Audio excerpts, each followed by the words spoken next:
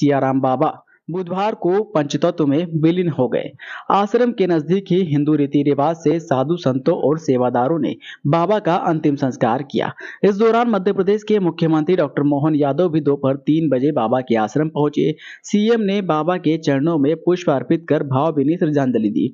Media से बातचीत में उन्होंने कहा कि यह गांव सियाराम बाबा के नाम से अब जाना जाएगा।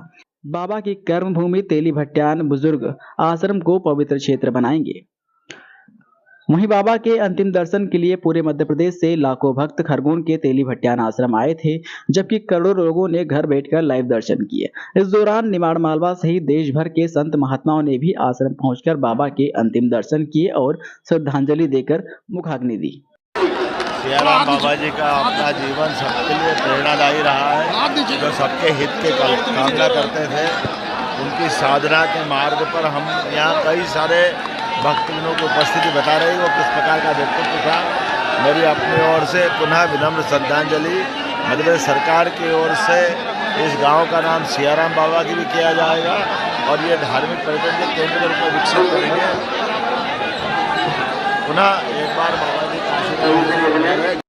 बताया जा रहा है कि सियाराम बाबा के अंतिम संस्कार में चंदन की लकड़ी का इस्तेमाल किया गया है। करीब 5 क्विंटल लकड़ी बुलाई गई थी।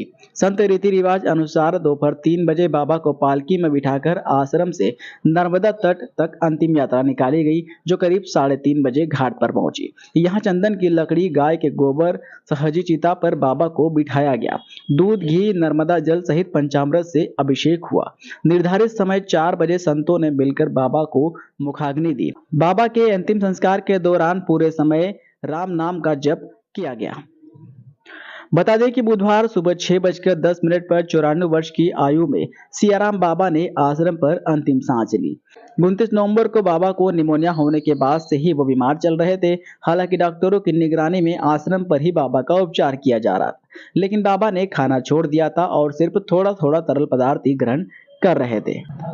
बाबा के निधन की खबर के बाद सियाराम बाबा को चाहने वाले लाखों लोग भट्टान पहुंचे थे। अंतिम दर्शन के लिए सुबह 9 बजे बाबा का पार्थिव शरीर आश्रम के बाहर रखा गया था। करीब 7 घंटे में लगभग 3 लाख भक्तों ने बाबा के दर्शन किए। आश्रम पर बढ़ती भीड़ को कंट्रोल करने के लिए करीब 5 किलोमीटर दूर ही लोगों को रोक दिया गया, लेकिन लोग वाहनों को खड़ा कर 5 किलोमीटर पैदल चलकर आश्रम पहुंचे और बाबा के दर्शन किए। जबकि नर्मदा के दूसरी ओर उत्तर तट पर भी बाबा की एक झलक पाने के लिए